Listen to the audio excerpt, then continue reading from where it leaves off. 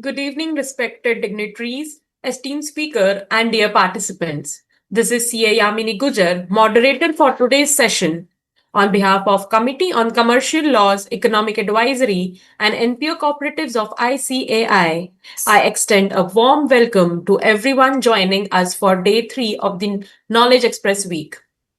The Knowledge Express Week, being held from 13th to 17th October 2025, is a special initiative of the committee aimed at fostering continuous learning and professional growth among members. Throughout this week, we have explored diverse and insightful themes like succession planning, arbitration, anti money laundering, FEMA, and RERA, covering critical areas that shape the professional landscape of chartered accountants. Today's topic, combating money laundering, the evolving role of CAs, is both timely and crucial. In today's global financial environment, maintaining transparency and ensuring ethical financial practices are central to our professional responsibilities. As financial gatekeepers, chartered accountants play a frontline role in detecting, preventing, and reporting suspicious activities. It is my honor to introduce CA Sanjay Kumar Agrawal, sir, Central Council member of ICAI and senior partner of Measures Agrawal Sanjay and Associates. With over 36 years of distinguished professional experience, a fellow chartered accountant, and a law graduate from Delhi. He has led several ICAI committees, contributing significantly to taxation, corporate laws, and governance reforms. A former chairman of NIRC of ICAI, he continues to lead key national initiative promoting professional excellence. We are grateful for your continued participation and enthusiasm. Over to you, Sanjay sir. Thank you, Yamniji, for setting the tone for today's program. As you have already explained, that it is the day 3 of the Knowledge Express Week. So, respected dignitaries, the especially I say that Shri Samarak Swain Sahib, Director FATPS Cell, he has come here to grace this occasion, and we are indebted to you, sir, that you have thought it that led the Chartered Accountant fraternity to be given some uh, overview of how and what the department wants from us to be taken care while discharging our duties also. So you are welcome, and I also welcome CA Uday Kulkarni, who will be initiating the entire discussion. And this particular knowledge, as it is being done by our Economic Advisory and Commercial Law Committee, and my chairman, my council colleague, Abhay Chhajarji, is taking it this year, and he is not only looking to the find of the disseminating the only knowledge, but he is also interacting with the department day in day out and try to bridge the gap between the expectation of the stakeholder as well as at the department. So the lot of FEMA impact will come, RERA impact will also come, money laundering, as you all know, though we talk in general parlance, but money laundering in the FEMA has a far-reaching impact, and especially the evolving role, today's topic of the chartered accountant in the combating the money laundering, a great responsibility the department has taken this, that the chartered accountant should also take. So, as we begin the session, I encourage everyone to participate actively, share questions, and make the most of the virtual learning, vital learning platform use of this. And this particular request I always make to my speaker, that you should keep at least last 5-10 minutes for the question answer. As I always say, a banker cashier will be one of the happiest person the moment the physical cash and the the ledger cash, both tallies. So his day will be, you can say, fulfilled in, and he can sleep well in the night. So the same is with the speaker and the participant, because participant when come, Uday sir, so they expect certain things to be addressed. And as the department, when they are here also, so we would like to hear directly from them as to what is their also expectation from the CA profession. So with this background, happy learning to everyone. Thank you, Yamani, for leading this particular today's webinar, and I'm available anytime, you people. Thank you very much, and once again, I'm thankful to Shri Samarak Swain sir for giving the time to the ICI. ICI is known only for this purpose, that we are bridging everything and we are partner in nation building, as we proudly say everywhere. Thank you very much. Over to Yamini. I would like to call Mr. Smarak Swine sir to have some address to the audience and set the theme also. He is the director of FATF Cell, Department of Revenue, Ministry of Finance. We welcome you, sir. Over to you. Thank you, Yamini, and thank you, Sanjay Agarwal ji, for setting the stage for today's session. And namaskar to all of you. I understand that today is day 3, and you have already made it through day 1 and day 2, which means that you are very interested participants. And I thank ICAI for keeping this kind of knowledge enhancement modules. These are very, very critical modules for developing, for enhancing and upgrading the skill set of professionals, especially in today's date when regulations and rules, regulations, laws, and norms are changing at such a fast pace. Now, what I wanted to talk to you about, lastly, I'll not take much time, but what I'll be what I want to focus on is the notification that we brought out in Department of Revenue in May 2023. So by the notification of May 2023, what we did is that we came out with 2 notifications. One notification was for professionals. We said that for specific activities, that notification is easily available online. You can go through it online also. Okay. So that notification says that for specific services, when professionals perform specific services, then they need to follow the AML CFT norms, which are mentioned in the PML rules, Prevention of Money Laundering, Maintenance of Record rules. The second notification is somewhat similar, but it relates to TCSPs, Trust and Company Service Providers. Now, let us first understand why FATF thinks that, why FATF thinks, or the policymakers in FATF member countries think that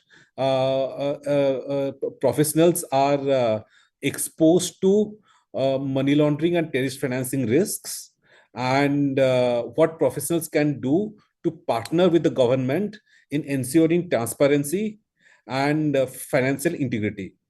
Basically, internationally, the idea that is emerging is that financial transactions are becoming more and more complex, and some of these financial transactions which are becoming more and more complex can potentially be laundering, attempts at money laundering.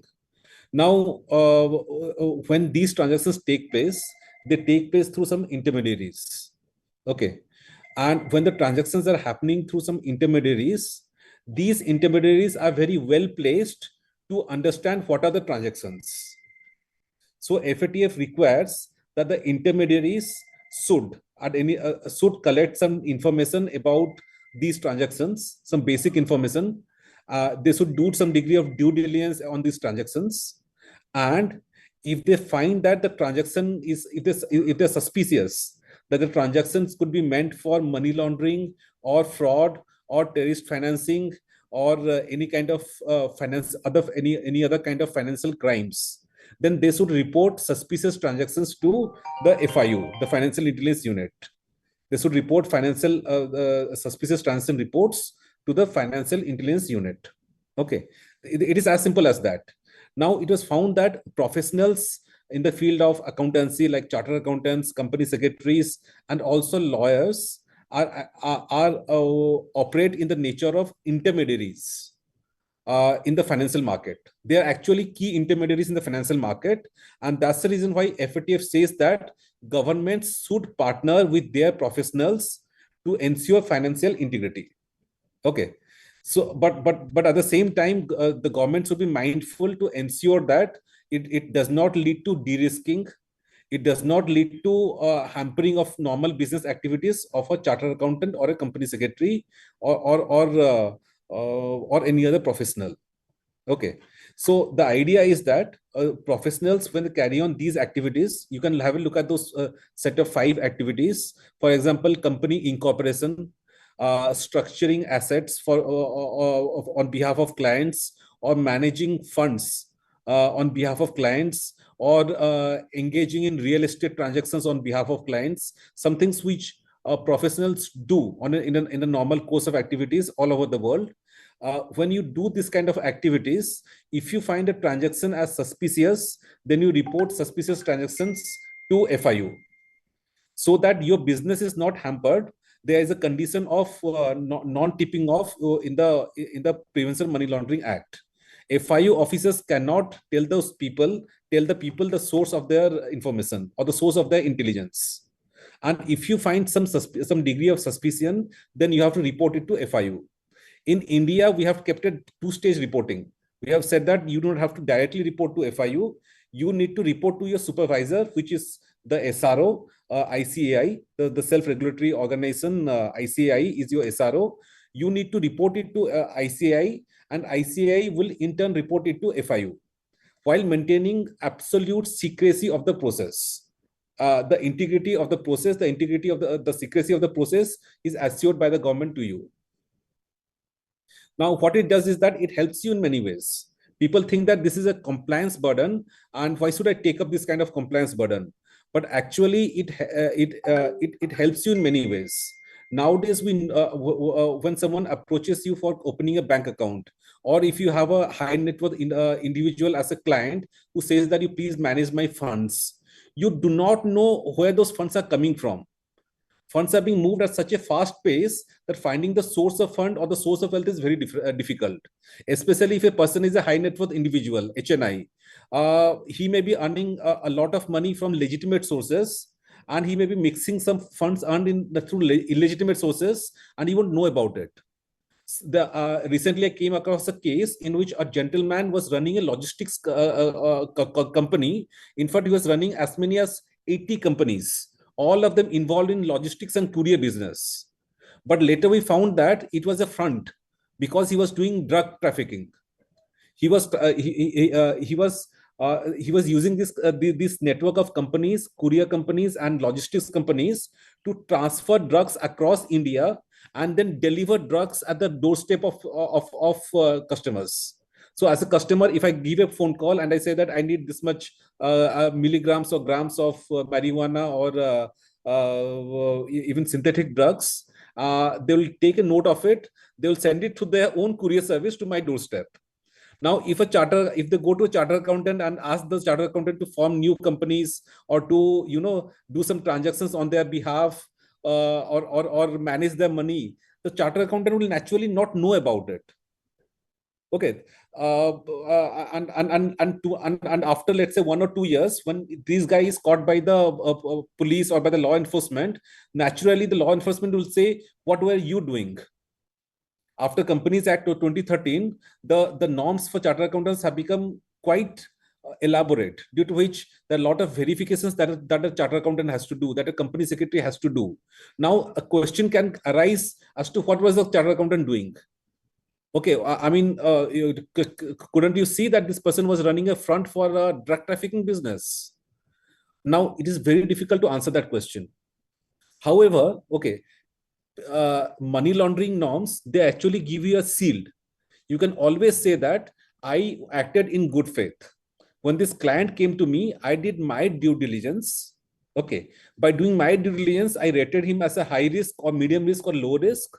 If I rated him as high risk, I asked him additional 3 or 4 questions before taking him on board as a customer. At every stage, I kept asking him the questions that were required to be asked, and I have maintained records to show that I have complied with the anti-money laundering norms. If you are called to a court of law, that is your biggest defense. That is the biggest defense of your innocence. Similarly, real estate transactions. There may be some cash transactions happening in real estate. There may be some NRIs who are making dodgy purchases in India. But when you are involved in the process, okay, you do your due diligence as per the FATF norms, as per the norms in the PML rules. You maintain your records for 5 years. Okay, you can always, that always helps you to prove that, look, I was working I was working in my professional capacity, and I did not know what was transpiring behind this. Whatever transactions were visible to me, I analyzed them to the truth of to the best of my intent, and I did not find it suspicious. Or if you found it suspicious, I found it suspicious because of this reason or this specific reason. So I reported it to ICI, and I reported it to FIU. Okay. And if I did not find it suspicious, these are my reasons. I have maintained the proper due diligence documents with me. Especially bigger CA firms with a large number of partners handling big customers, handling corporate mergers, acquisitions, and corporate structuring. You should especially be mindful about this. Secondly, if you're getting a customer who you find dodgy and you're refusing the customer, that you're not going to take him on or take her on, then also you should file a STR.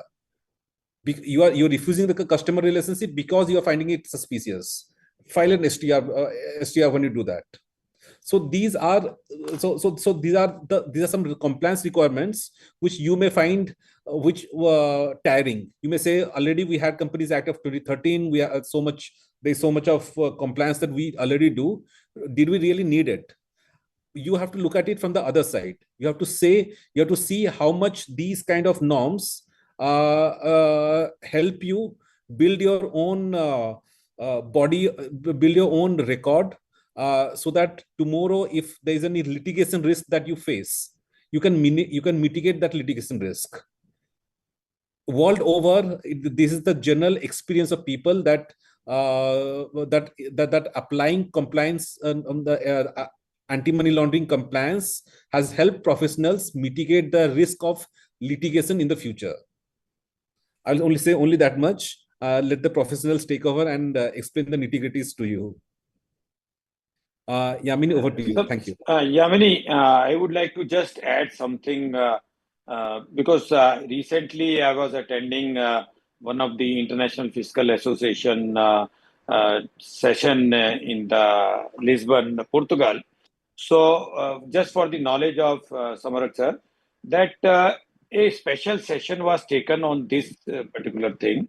So, sir, what actually they were doing in the European country, that if suppose I'm a new entrepreneur and I want to do some business or some transactions, so I need to file with the authorities my business plan and what I'm going to do it. For example, in companies, we file a memorandum of association giving my objective of this.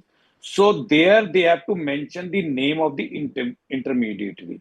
And intermediary has to confirm this, that this particular business plan they have examined, and they have been also, and they have also quoted there in the session that they have prosecuted the intermediary also.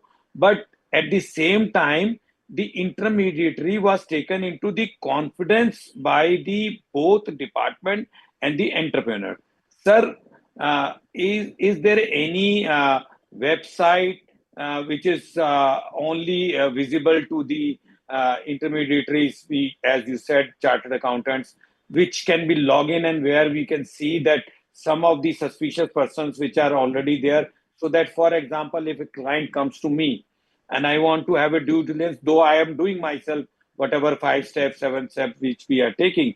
But still, if any information is about that particular client, because for client moves from A to B, B to C, he will go to A, he will try to see this. As you said, if I find suspected, I have to report it. So, is it any shield which can be given to the chartered accountants or intermediary like us, lawyers, etc., where we can be given some information about the anything which is already there as a you can say partner. So please see to it that if such type of the portal or something can be made available or made visible to us, so that we should not fall prey. As you know that in Indian system we have a lot of other authorities, those who are involved when the cases are filed. For example, same case is being handled by CBI, by the ED authorities, by the local police also. So multiple litigation starts in a particular case. So what is my experience, which I examined during that session, is that a lot of other protections are given. And in the case of lawyer, they have a protection of their client that they are not supposed to disclose the secrecy of the client. But the same is not is available with the chartered accountants. And as such, some protection is also required to be seen, so that we should not fall prey of the such gullible persons unknowingly. So this is my request or my input on your opening remarks, sir. So because we are studying and this FATF is supposed to see the entire law of the global things. So Uday sir, when you are dealing this, so we have to also be in a dual mode with the government. And so we are also telling our member that you look these type of the things, and you should not indulge or you should not get involved in this. At the same time, what other things is possible, how to check them, if it is possible to tell them to do some due diligence, that will be nice of you. Thank you very much, sir, giving the overall brief and telling us also about the various things which the department expect from us. Thank you very much. Yamini, over to you. Thank you If I so much, can, Marak sir. if So I you can want to come say? in, yeah, if I can Yeah. come in again, Acha. I mean, I'll not take much more time. Okay. Sanjay ji, I just wanted Sir, to we say, would like to hear you more. no, On it's okay. You know what happens is that there are many banks, okay, and also many large CA farms also, I know, do this. They have they subscribe to a software called watchlist softwares. They call it watchlist software, and these softwares do not come cheap, unfortunately. So I'll not recommend them to charter individual charter accountants. But LexisNexis has a very good watchlist software. Watchlist software. There are a few others which have this watchlist software.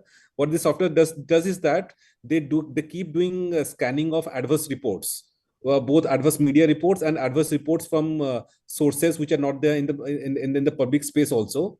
And if you type a name there, they'll give you some kind of an analysis of those persons. Large CA firms can always make use of that kind of software. However, I will not recommend that for other chartered accountants, because the overhead cost may be a little bit high. Thank you. Sir, once again, because I am the chairperson of the aggregation of firm, I am with the data with me. We have a lack of forms, 1 lakh forms, and there are 1,55,000 chartered accountants, those who are in practice, and we have around 3 lakh, more than 3,50,000 are in service. So they are also prone to various companies where they become CEO, CFO, all those things. So they are the professionals, but they are not practicing. So if you analyze the data, and I will try to communicate with you, we find that there are only 3 to 400 companies or firms which are in the large network, which you can say. But we need to think of the smallers also, because the high net worth clients also come to the smaller firms. So we need to have something for there. That is why I requested you that if all practicing something, some due diligence can be provided to them, though maybe in future, as of today now, but it is very good. At least something is available as you have intimated. Maybe not that economical, but something is already available. Thank you very much, sir, for your input. Thank you. Over to Yamini. Thank you, Smarak sir and Sanjay sir, for setting themes so perfectly.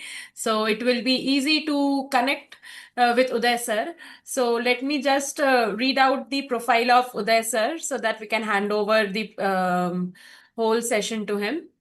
CA Uday Kulkarni sir is a practicing chartered accountant with professional experience of 27 years, a fellow member of ICAI.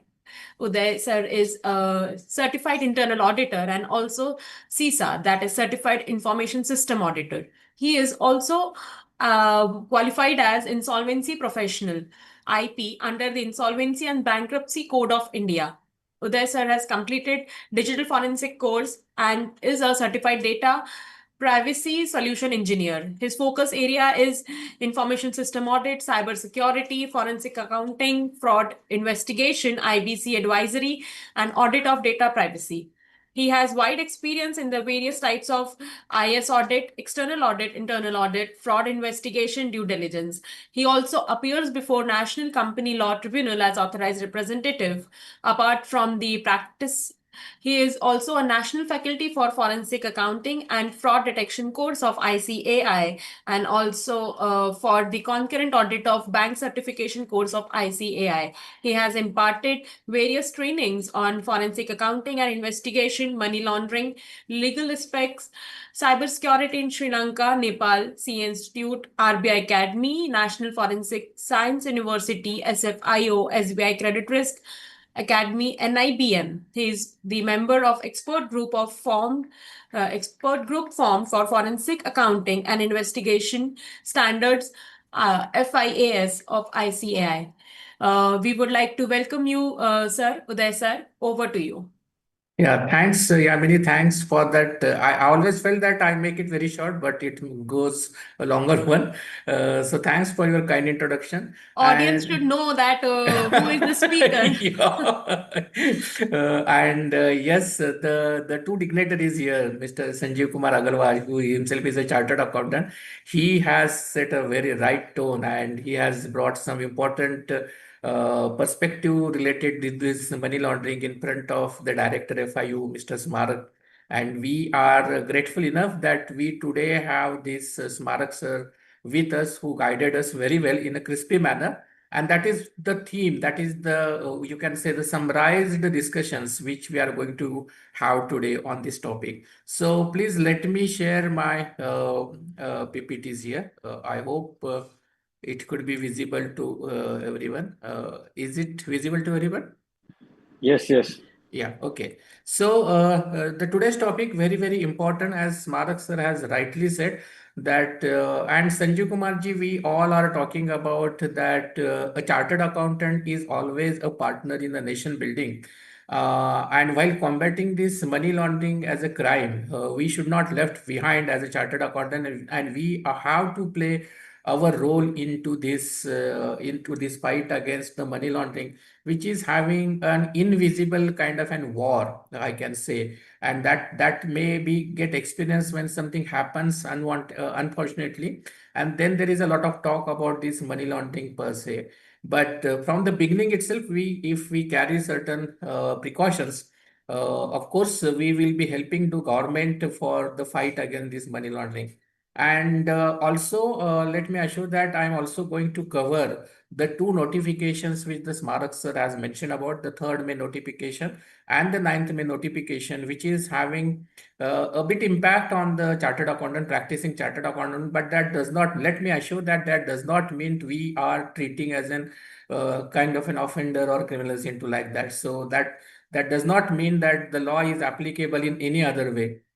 We need to assure that by that 3rd May notification and the 9th May notification, now the government is expecting our role in the fight against this money laundering, and not from any other point of view. That's the thing which we need to understand. Of course, I will discuss the whole things for that purpose.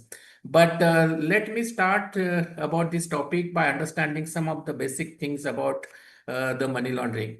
Money laundering, which is highly discussed areas, because one or other day we get some news somewhere in any of the media, and then we start discussing about this money laundering aspect. So kind of an hype is created at that point of time when some news is getting flashed about some inquiry, about some arrest and all those things.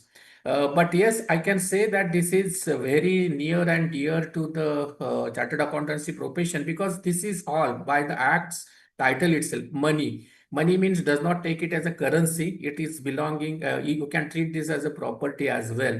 So, and that covers the financial property also. So money as a financial property, and that is very much near and dear to the chartered accountancy professions. So the lot of talk in the chartered accountancy itself is expected for that point of view. But yes, as I said, with a very less understanding about what is the crux of the money laundering, how it happens, and what the role the chartered accountant can play into that. Of course, from the prevention side, I'm going to talk about, and how we are going to help the government from the prevention side of this money laundering. That's what we need to understand. Now, today's world, if you see most of the crimes which are taking place, the motive behind these crimes is a property or the money. Right. So even if those appears as a physical crime, the main motive behind that physical crimes could be the money or the property, and that attracts the sections of this Money Laundering Act. And this intention, these motivations sometimes are less visible. So a good example is that when in a country A, the terrorist attack happens, we need to understand that for having or execution of that terrorist activity in country A requires some kind of an funding from some sources. That financial sources could be within that country, or it could be coming from the other countries as well. And these sources are less visible, right? And these sources, as Smarak sir has rightly said, because when we actually do a lot of transactions, we are very less careful about asking the sources about this. Now, because the banks and the financial institutions, they are very much into this business, and they are now inquiring a lot of things as a part of compliance of this money laundering. Otherwise, it could not be easily visible, right? And second aspect of is that this money laundering, the prevention of this money laundering is very much near and dear to the safety and security of our nation. Not only of our nation, but it is related to the safety and security of the world across, right? Because the terrorist activities, wherever it could be happen, not only in India, but outside India also, that is a life-threatening event for any of the population in anywhere in the world. And the financial funding for that is needs to be controlled. And if we contribute positively for the prevention or identification of these sources and communicating to the proper authorities, we are not only preventing this money laundering, but we are actually contributing to the safety and society of the world over. So that bigger motive also we need to consider when we are discussing these acts. So don't feel that it is a burdensome. It's not like that, because it is for yours and mine safety in future also. So the next generations which is playing around us, for their safety also, these things is very essentially needs to be understood. A very easy movement of the property nowadays, what is happening because of the various digital channels which are available. So you can see the cross-border movement of the property. So money as a funds, we can experience that those could be transferred very easily because of the SWIFT mechanism, illegally by the Hawala mechanism, and so on and so forth. And now it is coming into the crypto avatar.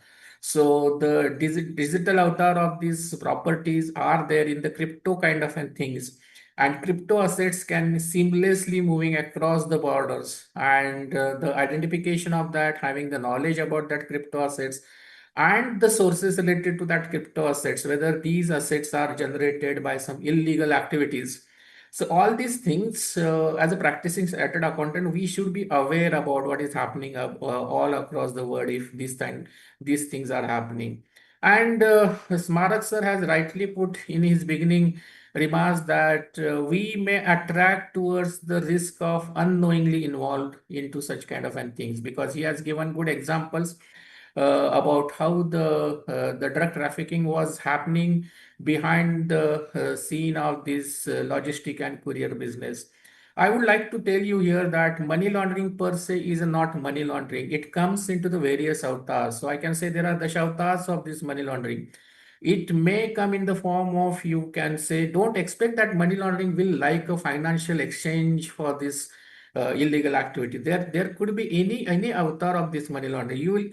The most famous things are there, the service-based money laundering or the trade-based money laundering. So behind every trade, there is a possibility that the money could have been laundered. There could be hospitality-based money laundering, restaurant-based money laundering. So there are a lot of things. Even we cannot imagine, even in the small cities, we can find that somehow or other day the NIA, the National Investigation Authority, is coming and catching some people in a very small places. We cannot imagine that these kind of an activities are happening at such a low grassroots level, because we are having some kind of a conceptual thinking that these things happens only in the metropolitan cities, but that's not the case. Now it has reached to the very grassroots level of the country, and when we see this kind of a news, then we can expect that even the couple of weeks ago, a police in Maharashtra, when they investigated one of the robbery case, they find out that the persons involved behind that robbery case, actually they were involved into the money laundering activities for some terrorist organizations. Okay, and that robbery was taken place at a very small place in, you can comparatively say, in the Maharashtra. So these things are happening nearby to us. So we cannot say that this money laundering is only happening at the metropolitan levels, but this is coming down to the grassroots levels also. And that's why there could be possibility of unwanted risk, which we are going to take about. So what are the expected actions in this money laundering per se? So any reporting entity, I'm going to tell you what is reporting entity. So any reporting entity, what they are expected to do, and as a country as a whole, what is expected to prevent or protect the threat of this money laundering. So the protection is the first step into that. So every country, they wanted to protect from these money laundering activities, terrorist activities, and kind of an invisible wars which is going on, because then we suffer a lot. Some people may succumb their life. That is a life-threatening kind of an attacks that may take place. So no country wants their people at such kind of an risk. So every country is expecting protection from this the invisible activities, which is supported by the invisible sources, and that could be turned out to be the laundered money. So the protection is the first expected action as a country as a whole. Then prevention. So for protect the country, what is required? It's not like that once the event has taken place, let's say the terrorist attack has taken place, then the investigation started, then they came to know, okay, these are the sources from where the funds are moved to support these terrorist activity. Then there is no use of that. So the better thing is that the country should prevent, and for prevention, what is most important thing is the identification of that sources. And how the identification can take place, there is the role of this reporting entity, right?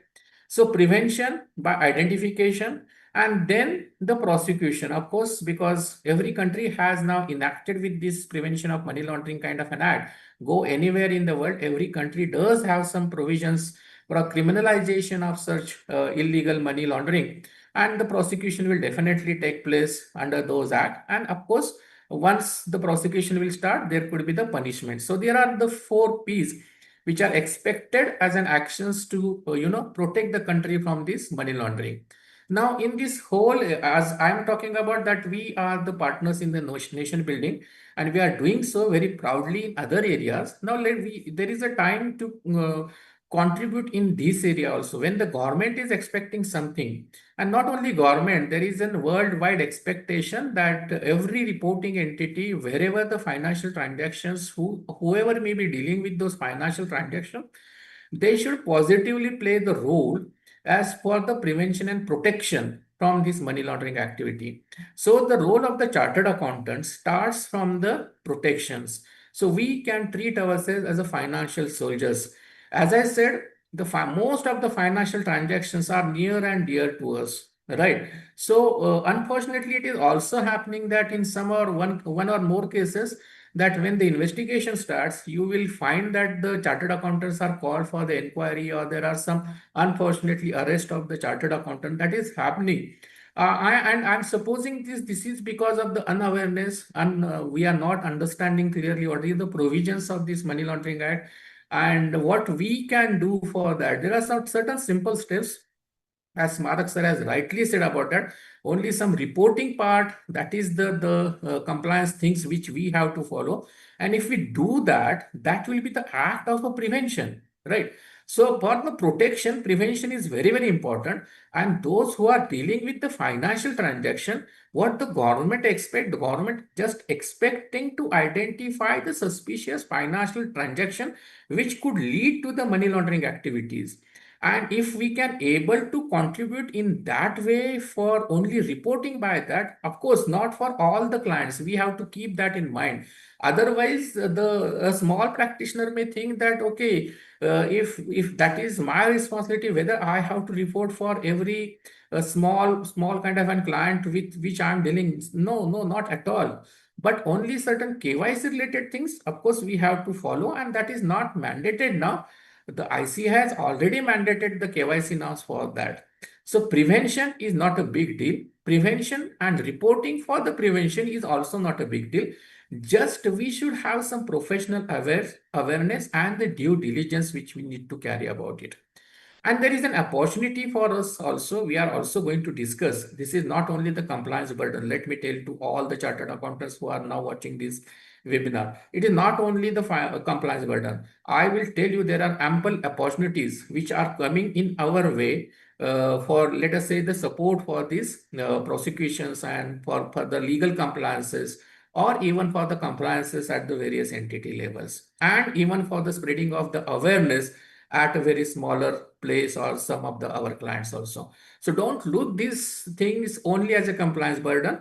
That is the government expectation, but at the same time, we are not the only one profession who has to face this compliance burden. Banks, NBFCs, jewelers, some of the even the government authorities, they are also actively playing the role already. Let me tell you, this is not a new act. This act is enacted in 2005. So almost 20 years has now gone. And after that, government is thinking now the chartered accountant should come front and they should contribute positively in this fight against this money laundering. So there is nothing to worry about. There is nothing to afraid about. Only look at it positively, compliance as well as the opportunity. So I'm going to talk this from the both ways what we are going to do. And what the CA means, CA is equal to trust, isn't it? When we make a signature, all the society trust on that single signature of the chartered accountant.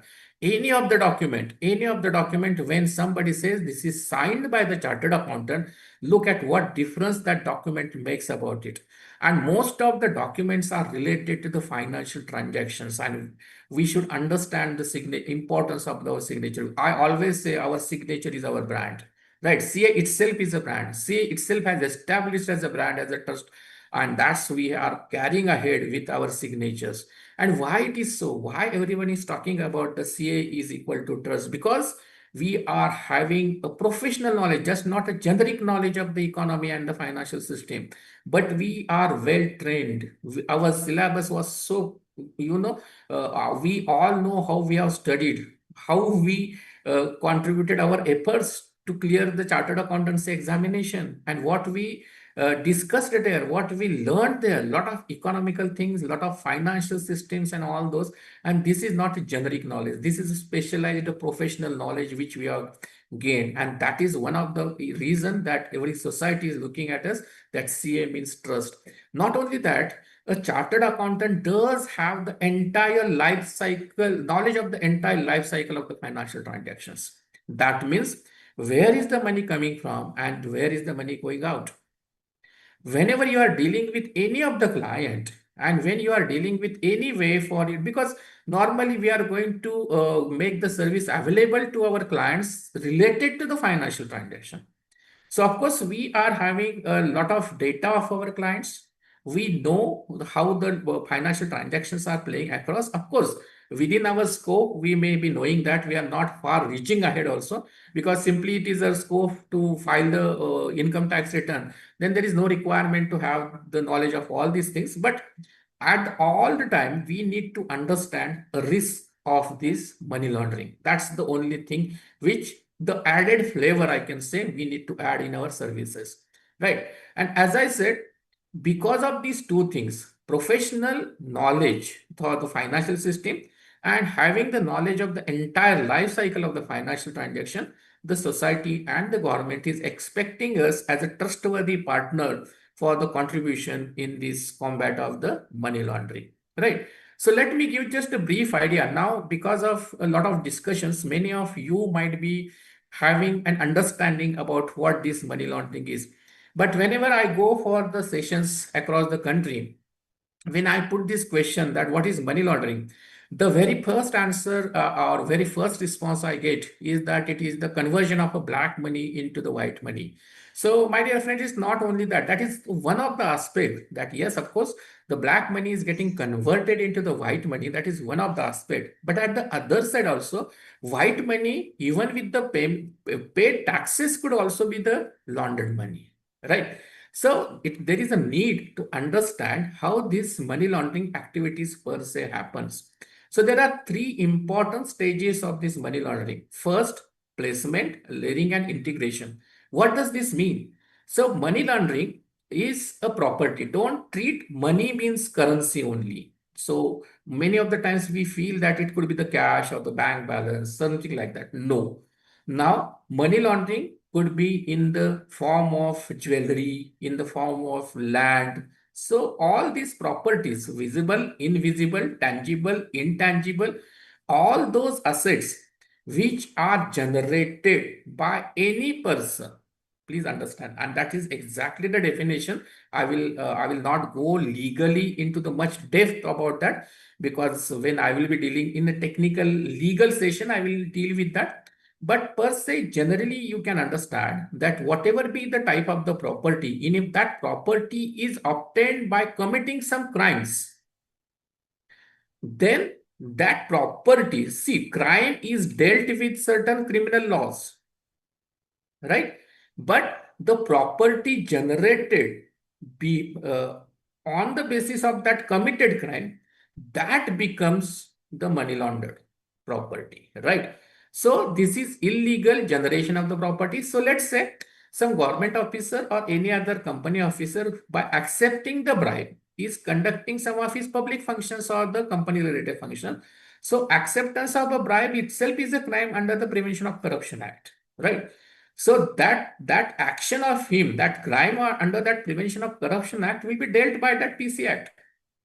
But what about that property generated by that action? So what about that money? It could be in the form of money, as I said, it could be in the form of jewelry, it could be in the form of land. So that particular property is treated as a laundered property, as a laundered money. So this is the generation. And of course, the person who had generated such kind of a property, he will not keep it as it is. कोई भी पैसा अपने जेब में रख के क्या करेगा, right? So this is simple logic. So he wants to earn a profit on that. He wanted, now that person expects that I should use this money to generate more money, right? So what he will do, he will try to place this money into the financial system of the country. And we, as a chartered accountant, we are the protectors of these financial systems. because we clearly and professionally understood all the internal controls, risk, and business processes of these financial systems. Either we are doing the audit, or we are doing the consultancy, or we are handling the taxation anyhow. But we are very close to these financial systems. What is the financial systems? It could be banks, mutual funds, non-banking financial companies. It could be insurance companies. It could be the stock exchanges. It could be the commodity exchanges. So all that combinedly called as the financial systems, and the person who had generated such kind of a property, he or she will try to place that into the financial systems. Of course, how? Now there are various avatars again. It could be in his own name, probably or less probability of that, but he will try to place that money in the name of others. We all call that as a benamidar. So he will try to place that property. So he will generate the property. Let us say it is a land. So I will not acquire that land in my name, because then I will be directly get connected. So what I will happen? I will place, or I will make the title of that property in somebody other person's name. So it will become a benamidar, right? And that's why the related party transactions, the connected party transactions, and now the mule accounts. Friends, now the trend has emerged, because all these money launderers, they are aware now that the investigating agencies, they can trace out the related parties. They can trace out the connected parties. Who are the connected party? My drivers, my sub-staff, my friend. They are not related, but they are connected to me. And these investigating agencies, because of the forensic accounting is going to play a crucial role into that. And forensic accounting and investigation is one of the opportunity for us to trace out these kind of an assets if you are specializing in the forensic, isn't it? So these money launderers are well aware that now investigating agencies, with the help of the chartered accountants, they are easily reaching to the connected parties, they are easily reaching to the related parties, and thereby they are reaching to these money launderers. So they have come up with the new fundas. What is the new fundas? Mule accounts. What is mule accounts? So visibly, the money launderers and that mule account holders, they do not have any kind of a connection or relation. Because even if I say the driver is having some connection with me. My sub-staff is having some connection with me. My friend is having some connection with me. But that mule account holder does not have any relationship or connection with me. He is unknown to me. And there are certain persons, the trend is emerging, whereby certain persons are having this kind of a business. What they are doing, they are opening the accounts in the banks, right? And they are renting those accounts to these money launderers, and they are getting some commission out of that. And imagine, such person is coming to us and asking us, file my income tax returns. Are you getting how we are closely connected with this? We never know what is the real business of that. He or she may tell, okay, I am running a small shop. Apparently, he or she may say, okay, I am running the coaching classes. But that is not the real things. What is happening behind the scene is kind of a mule account holding. So this is the risk. So the placement is the first part, layering of that funds. So what happens now? So they will deposit the money into the mule account holders, related parties accounts, or with the name Benamidas and all these things. And then they will transfer the funds across the financial system. So there they will transfer it for the stock exchange related things, for the insurance related things, for certain jewelry purchases, for certain land acquisitions, and so on and so forth. And why they are doing so? Because they believe, the money launderers believe, that such a movement of the funds will make difficult to trace out the things. But thanks to the digital technology, thanks to the forensic accounting techniques, those things can be easily traceable, right? So layering is the second stage, and integration. Now what will ultimately they will collect at one particular source, and they will try to fetch out from that and they will start using that for certain legitimate businesses. And that's why I said that the restaurant might be looking at the front as a restaurant.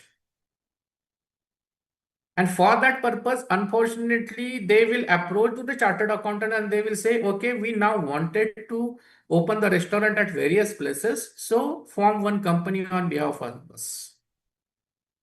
Chartered accountant, she or she will open the company.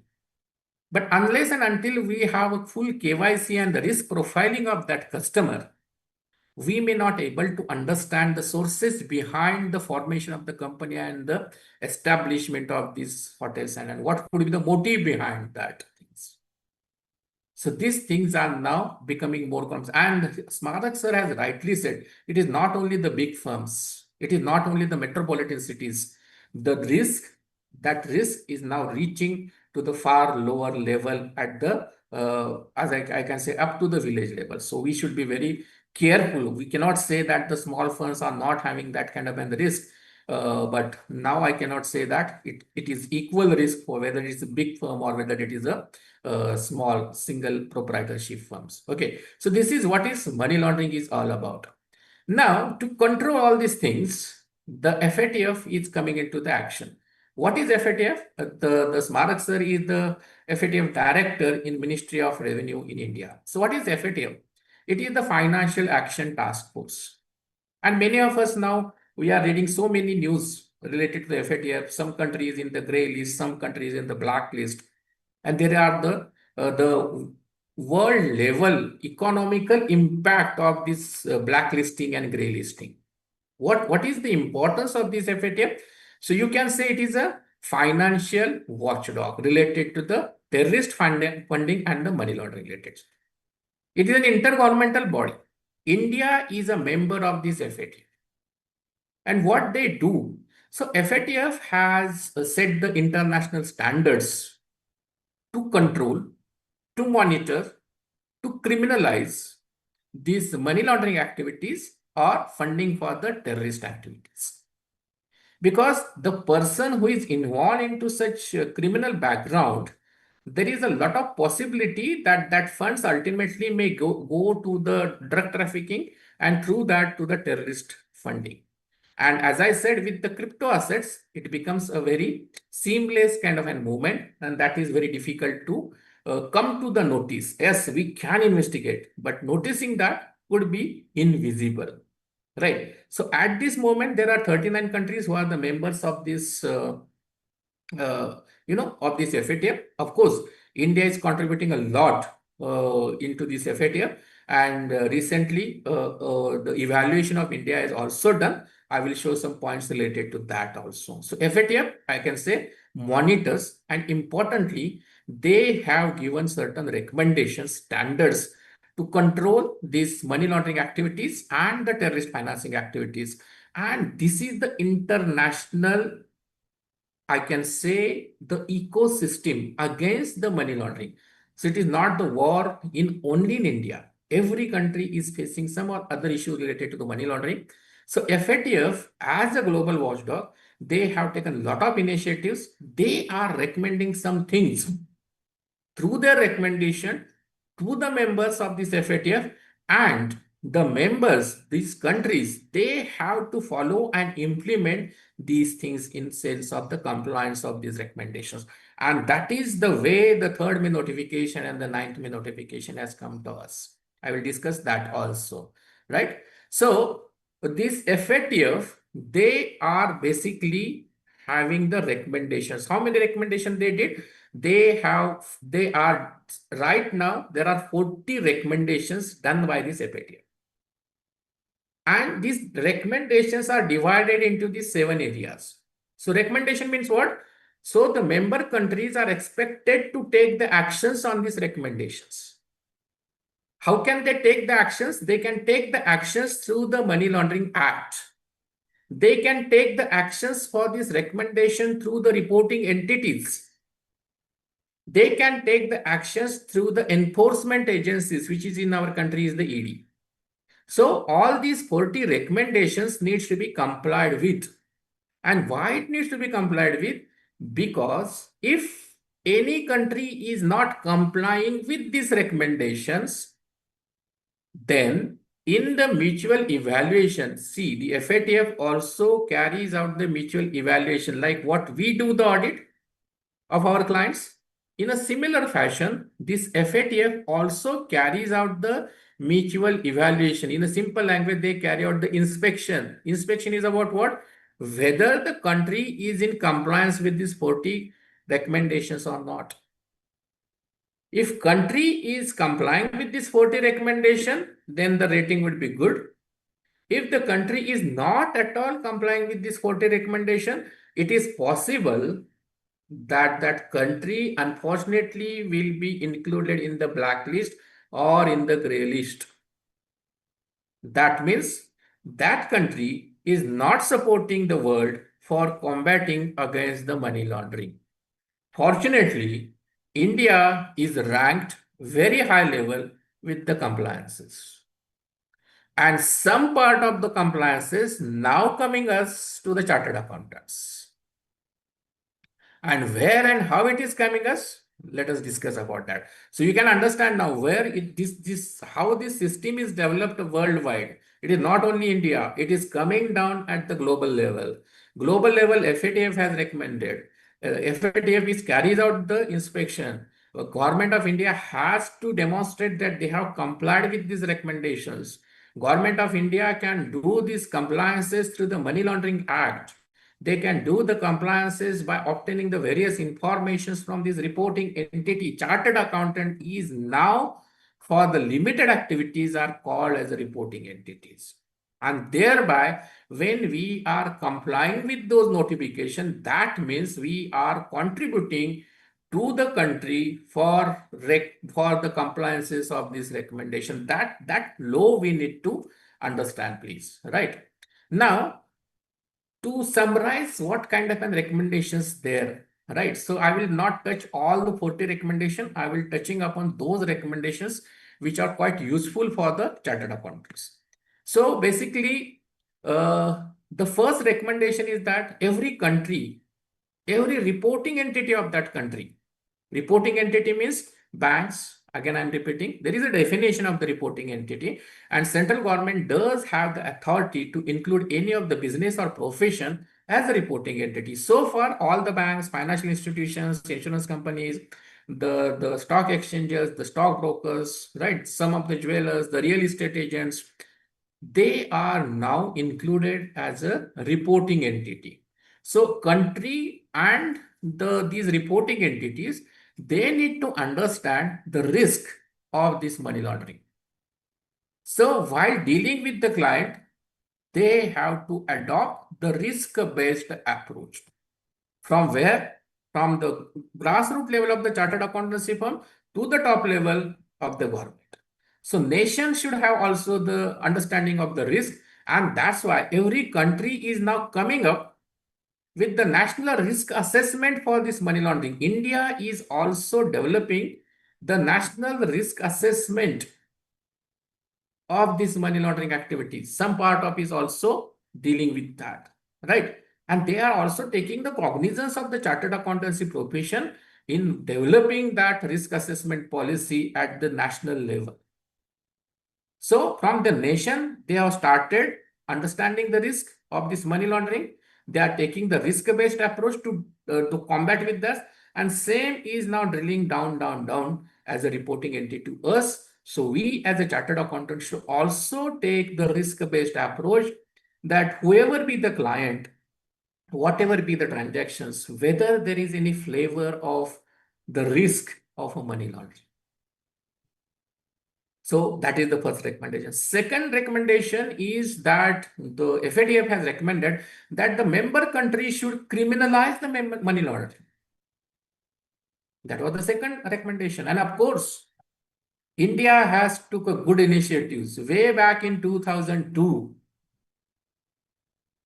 they have passed this money laundering PMLA. Right. And this act was enacted in 2005. So whether the second recommendation is followed, of course, yes, the second recommendation is also followed by the India. The third recommendation was controlling the terrorist financing and the financing of proliferation. These are the important words. Because as I said, the terrorist funding coming across from the various sources. The greatest risk nowadays is that is coming from the NGOs. And as the Smarak has given the example of the courier and logistic business, so we may feel that our client is engaged in some kind of an legitimate business, but some of the activities are related to the terrorist funding. It is not directly, it could be indirect. And that is the risk every country, every reporting entity, every member has to understand that financing of proliferation is an important terminology in all these acts. And we need to understand the risk about that. Whatever is happening in front of us, that may not be the real things. Something is going illegally behind the scenes. So that is the risk which we have to understand. And the preventive measures. Now, the D part of this recommendation, the fourth part of these recommendations are related to the preventive measures. So what we see the KYC, KYC is the preventive measures. KYC comes along with the customer due diligence. KYC comes with the enhanced due diligence and maintenance of the records of the transactions. And of course, if we find something suspicious, reporting of such transactions, these are the preventive measures and exactly for these recommendations. So part 4 of these recommendations, that is coming to us. And government, not only government, FATF as a global watchdog, they are expecting the chartered accountants to come ahead and involve into these preventive measures so they can contribute for identification if any unwanted suspicious transaction is happening. That only need to be reported to the FI. So this is the exact role, I can say. This is the preventive measures where we are expected to contribute. What the India has done. So there is not only one law. There are a couple of acts which the Indian government has come up with. This is the WMDA, Weapons of Mass Destructions and Their Delivery Systems Prohibition Acts. This is commonly known as a WMD Act 2005. So how it deals with, so any funding, any financial arrangement for the development of the weapons or indirectly connected with the transportation, logistics or any other way helping for development of these weapons, biological weapons, nuclear weapons, chemical weapons, this is prohibited under this WMD Act. So that is also in response to the control of these terrorist activities. There is one more act that is known as an UAP Act, Unlawful Activities Prevention Act. That was way back in 1967. It was enacted. And it may be possible that some of the agencies, some of the association of persons, some of the NGOs, they may involve into these unlawful activities, and government has now get the right to freeze their assets and economic resources. So this is also one of the important acts which is coming up to fight against these money laundering activities. So not only money laundering act, but along with that, these are the acts which is coming out with that. And as I said, this is a PMLA Act, PMLA Act 2002, which is enacted in 2005. And there are certain agencies which are created in response to make a compliance and deal or combat against these money laundering activities. So Financial Intelligence Unit, commonly known as an FIU, where all the reporting entities, they are required to submit certain reports. So FIU is acting as a central nodal agency to collect the information. And the enforcement, inquiry, investigations, taking up to the prosecutions, all these things are done by the commonly, we all know the terminology that is we call as an ED, but that is the Directorate of Enforcement. So these are the two important authorities which are playing a crucial role for combating against this money laundering. And where we are expecting to contribute, we are expecting to contribute by submitting some of the information to this FIU, Financial Intelligence Unit. the central agency. And that is, as Marak sir said, this FIU will keep all the secrecy from where the information received.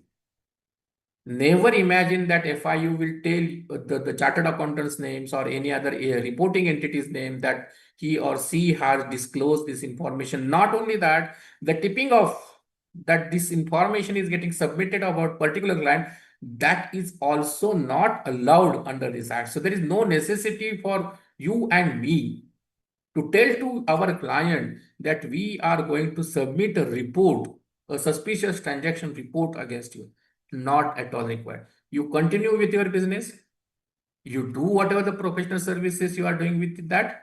Only certain compliance records we have to maintain.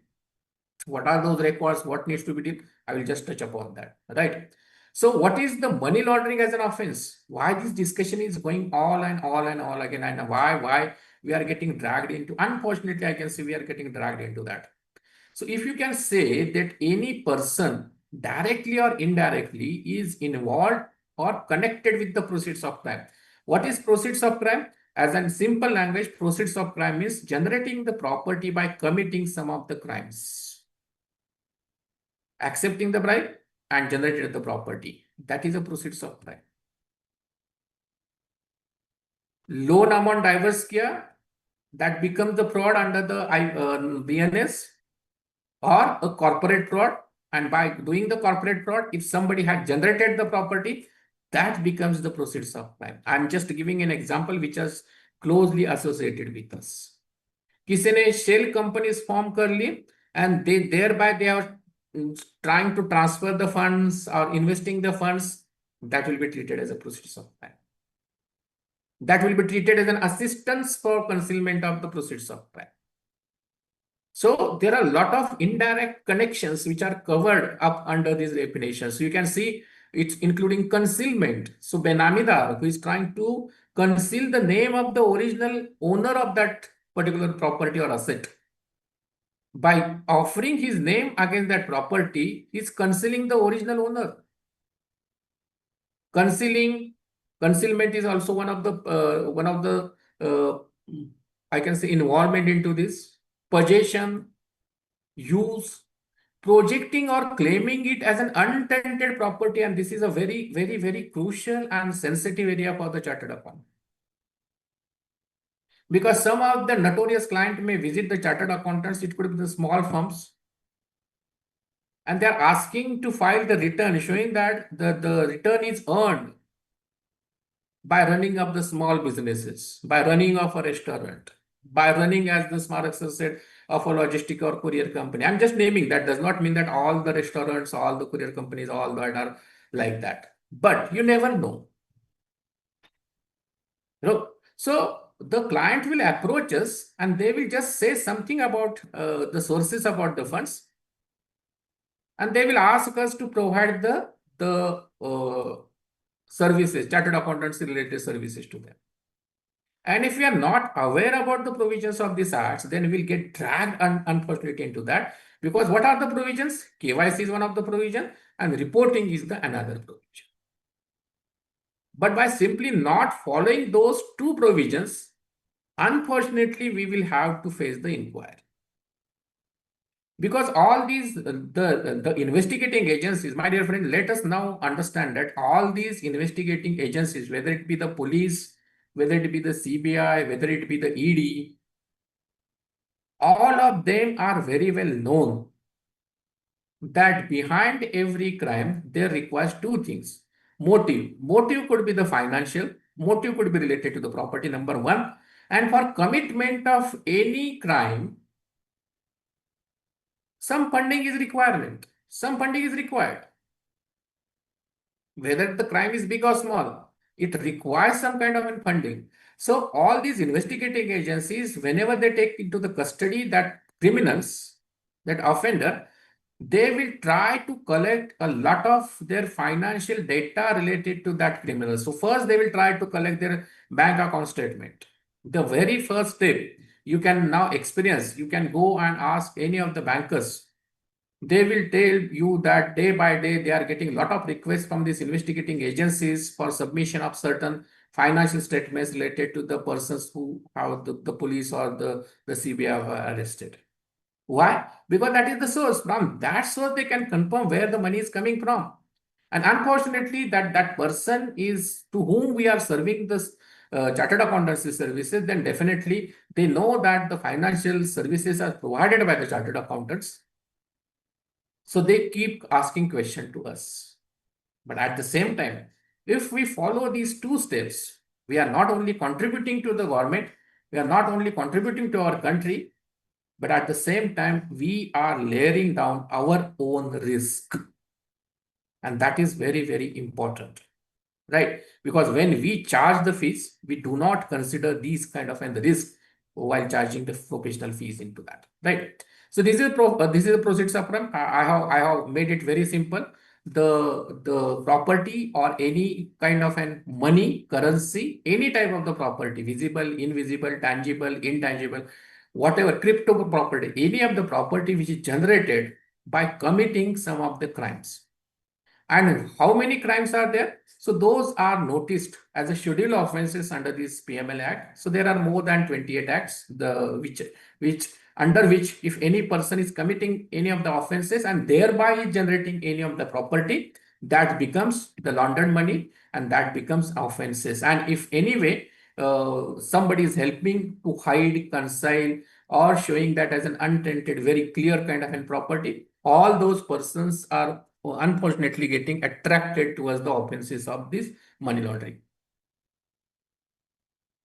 Right, I'm not going to name all these 20 acts, but let me tell you, most of the cheating kind of and things, the forgery kind of and things under the BNS Act, under the Companies Act, the fraud 447 wala, all those things are covered under the schedule offenses, and those are treated as an offenses against the money laundering. So you may find that there could be the investigations when there is a loan fraud, siphoning of the funds, when the bank is lodging the complaint with the police, the ED is jumping down because there is a predicated offenses which is a part of this money laundering. So you will find the ED is also jumping into the investigation of that, right?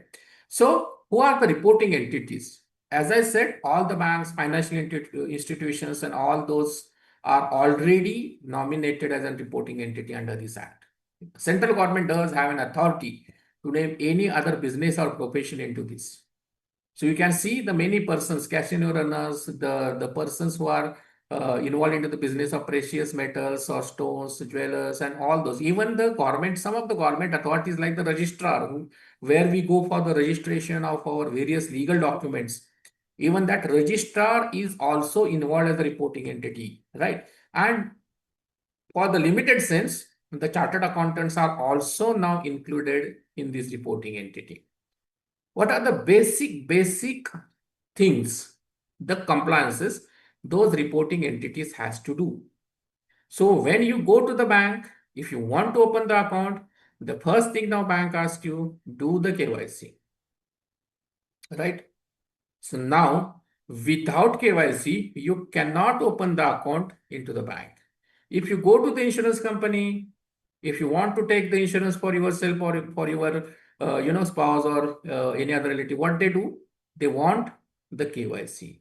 If you want to do the trading for the shares, what the SEBI asks you, do the KYC, right? So KYC is one of the very important aspect of the compliance and prevention of the money laundering activity. And that is a legal compliance. Why? Because section 11A subsection 1 deals with this identification of the customer or the client.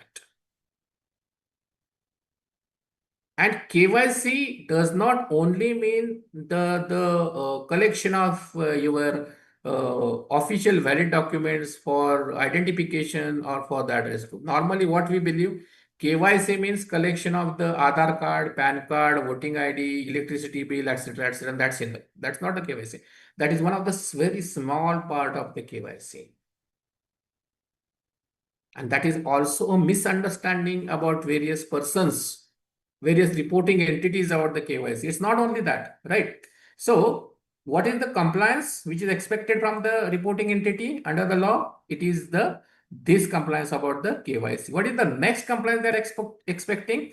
They are expecting that whatever the financial transactions the reporting entity is handling or doing with that customer, those needs to be preserved for at least 5 years. Number one. Number two, if they find something of a suspicious nature, that needs to be reported to the Directorate of FIU. So this is the reporting obligation. So first obligation is identification of the customer. Second obligation is reporting to the FIU. That is the second obligation. So there are two compliances. One is KYC, another is reporting. This is the only things which you have to do. And the third thing is that maintaining all these records of that particular client for a period of 5 years. वैसे भी in all other laws, we have to maintain the record for, let's say, 10 years or 8 years and so on and so forth. Right. So this limit of 5 years is within that law. So there is no worry more about this obligation. Right. Now, as I said, KYC does not only mean the collection of the identification related documents or the address related document. It goes a bit beyond that. So in the law, there is the Maintenance of Record Rules 2005, which is a part of this act, which says KYC includes due diligence, ongoing due diligence, and enhanced due diligence. These are also the part of the KYC. So by collecting those two documents for the identification and for the address, we are just doing the due diligence. One more aspect of the due diligence is that we should understand the profile, the risk profile of the customer. What is the risk profile? So that, as Marak sir said, when we are accepting any of the customer, we should have the record along with these two documents. What is the nature of his business? What are the normal sources of his financial transaction? Where he is earning his sources? Obviously, it is coming either from the profession, employment, so on and so forth. And on the basis of that, what is the risk category we as a reporting entity is allocating to that particular customer? So if any chartered accountant, he or she is only serving to the larger clients who are salaried only. So you can say that they could be follow into the low category risk. But if you see that there are large number of businessmen, there are high net worth individuals, there are businesses which are running with the cash intensive kind of businesses. So you never know the mixing of the illegal cash on the the real cash. There you may face the difficulty. There could be persons who are having the political exposures. So all those persons, there could be possibly the persons who the chartered accountants have not seen at all, because they may be coming from certain known persons, from the relatives and so on and so forth. They are not residing in India, they are coming from outside India, but they are requesting chartered accountants to cater some of the services. That does not make itself as a suspicious thing, but a chartered accountant should keep the record by assessing what is the risk the chartered accountant should assign to that, whether it could be the low risk category or the high risk category. Risk from the money laundering point of view. Why money laundering point of view?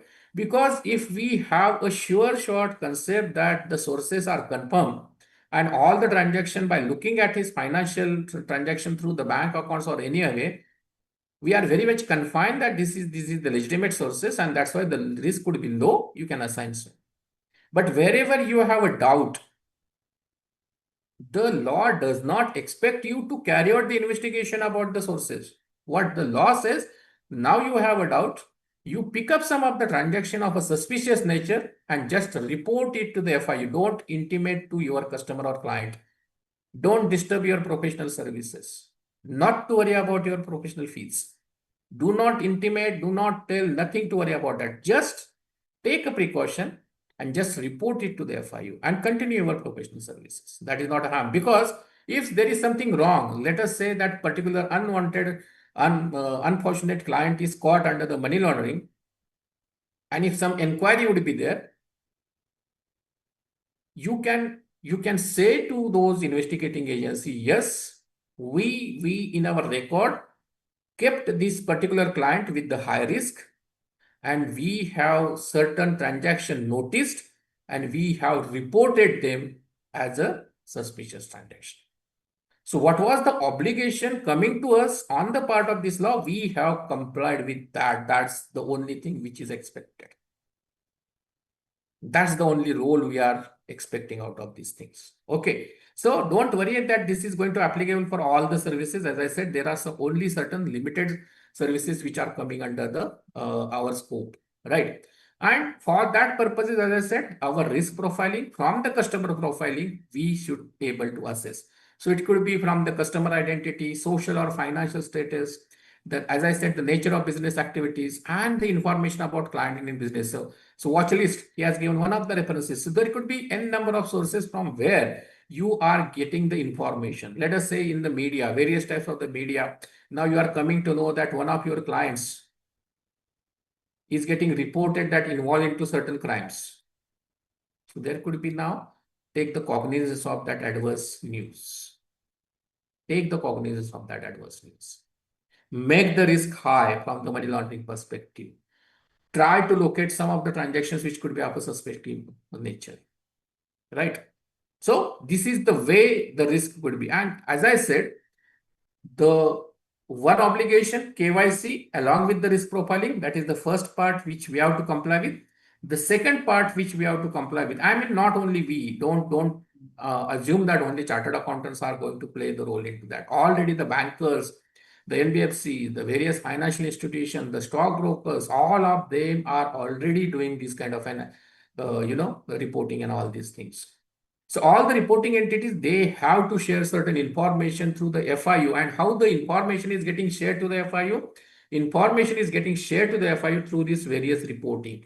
CTR, cash transaction report, STR, suspicious transaction report, NTR, non-government organization transaction report, CCR, counterfeit currency report, and WTR, wireless transaction report. There are specifications how to identify this CTR, how to identify this suspicious transaction, what are the limits for this NTR, how to identify the CCR, which are the fake notes related transactions. So all the specifications are there. And according to that, if certain things which we find suspicious, the reporting entities are required to submit that information to the FIU. Now, while we are combating, now here we are talking about our role. Don't take at all any burden. Don't take that it is a very huge and complicated task. It is not like that. Once you set the system within our firms, it could be very easy. Only thing is that certain records about the risk profiling of our client, KYC, and be careful about certain high risk clients.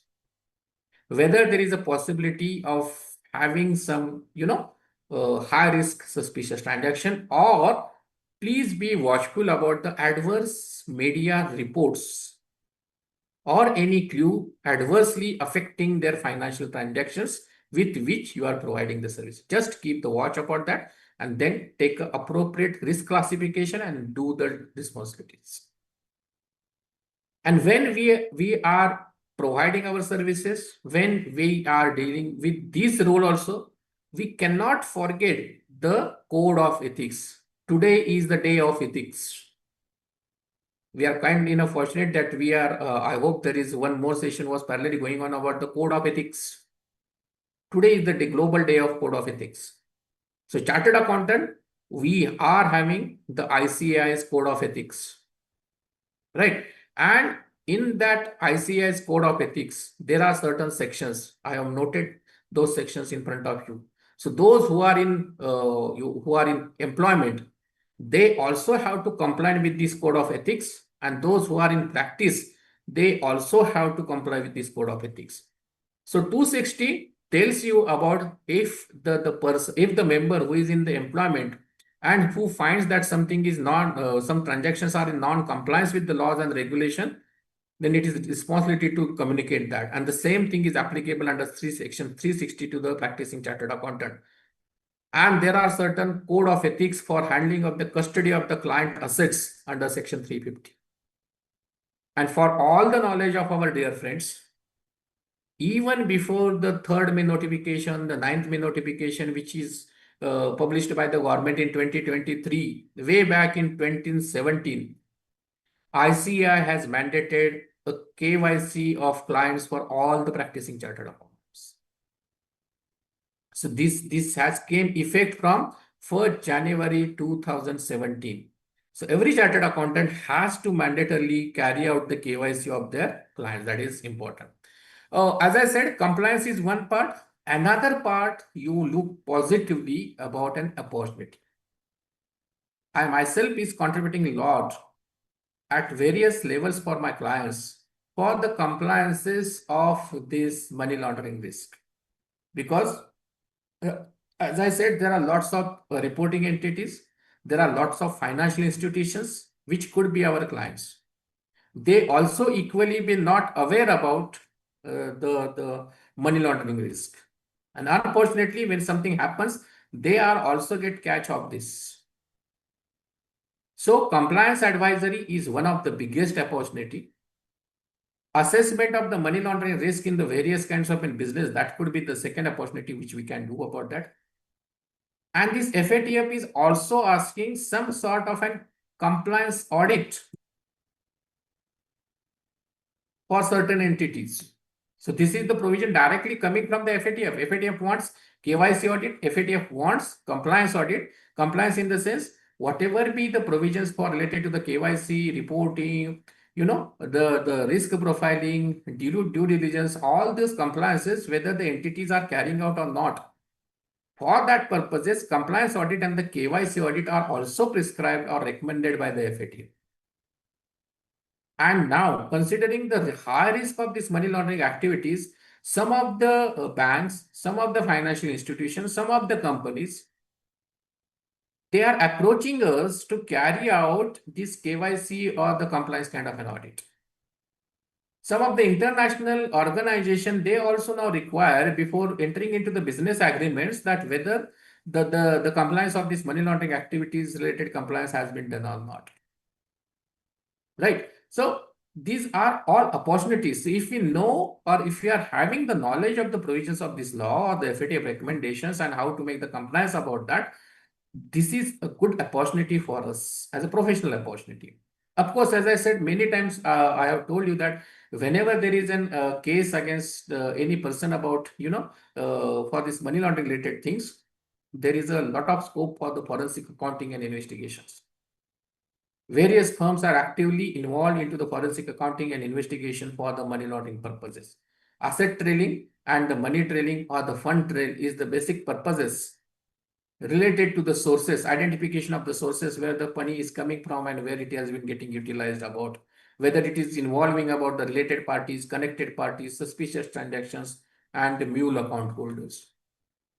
So there is also a lot of opportunity in this forensic accounting and investigation, as well as in the litigation supports. Right. And of course, the concern in India is about the routing of the finance through this NPOs, not-profit organization, because most of the funding which is witnessed right now, it is getting diversified through this NPO. So guidance for this NPO and closely verification of those, including the compliance of the FCRA, Foreign Contribution Regulation Act. Who else can guide these NPO?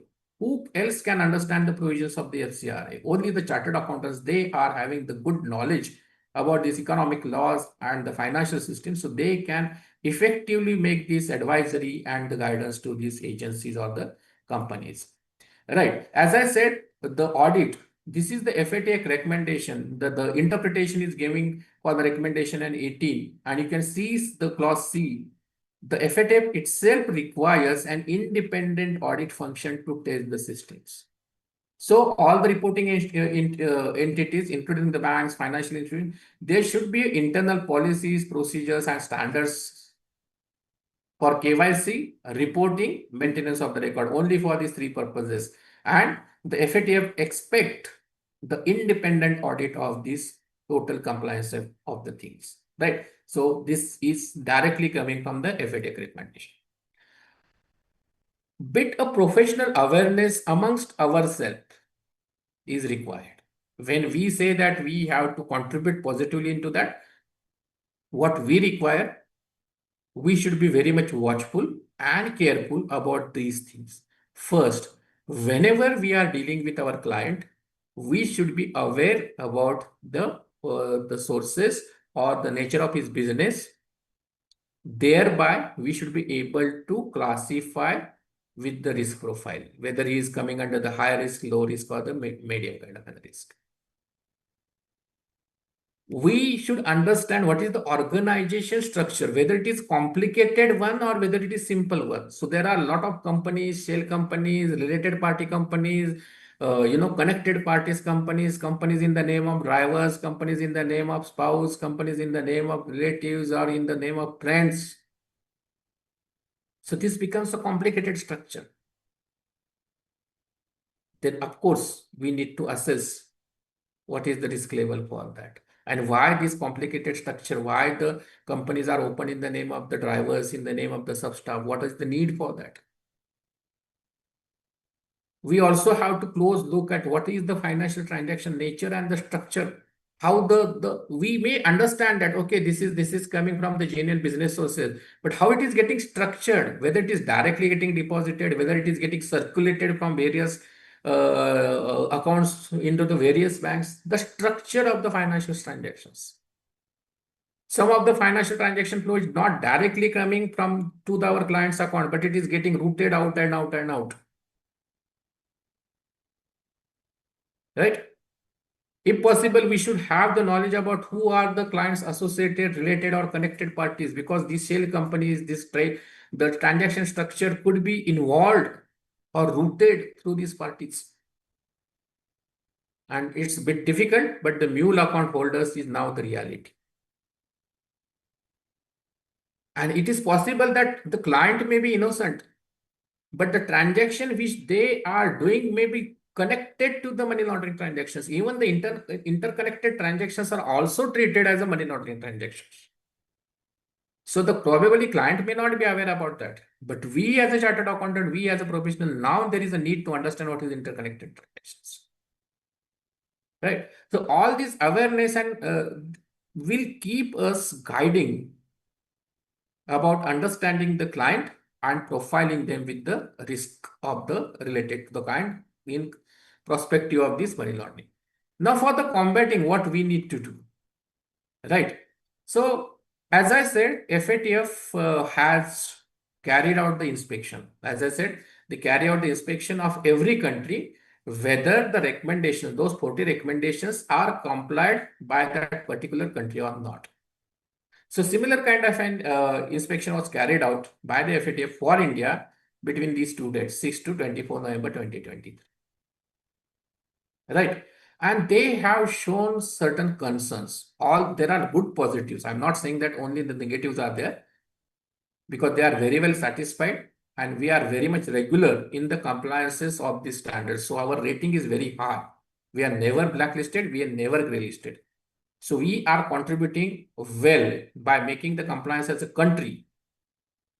And our position is very high in the FATF. Let me tell you that. But when they are saying so, there are some concerns which are shown by the FATF. And those concerns are related to this DNFPB, designated non-financial business and profession, in which we appear. Right. So what was their concern? Suspicious transactions reporting by some of the FI subsectors appears limited, and the DNFPBs, like the chartered accountants, are yet to detect the suspicious activities and file the STR. That means very limited STRs are getting filed. That is, I'm telling from the FATF report. Right. The second concern which they have shown, the DNFPB, that is designated non-financial business and profession, in which we are coming included into, the supervision is less developed or yet to commence, including the higher risk sectors. So there are 2 points of a concern which are coming out of this report. First, the DNFPB business, like the chartered accountant business, they are very much lacking in filing of a suspicious transaction report. Why? Unawareness, not fully developed process. There could be some kind of an, डर है हमारे दिमाग में. By filing, whether we are attracting some trouble for us, that is also डर. भाई आ बैल मुझे मार, ऐसा तो हम नहीं कर रहे. So there are a lot of factors which are contributing, and that is exactly pointed out by this FATF report. Similarly, they are concerned about the NPO sectors. What they are saying that NPO sector is not calibrated to identify the risk related to the terrorist funding. Not calibrated. So greater risk is there in the NPO because many of the chartered accountants are either playing the role as a trustee, they are providing a lot of services to the trust kind of an organizations. And FATF has shown some concern over these things. Right. Our performance is nevertheless is very good. You can see that almost this is the map coming out of the FATF report 2024, which is done on the basis of that November 2023. So you can see in almost all the 40 recommendations, either we are fully complied with, largely complied with, and in some sectors we are partially complied with. So overall, our compliance level is very good. And we as a chartered accountant, we should take enough precaution so not to downgrade, not to downgrade below this. So we need to see compliance everywhere. At least for the recommendation 22 and the recommendation 23. These two recommendations yet to reach at the C clause. C means totally complied. So there still we are having the position is largely compliant, right? So if we are able to contribute positively to that, the days are not that much too far away.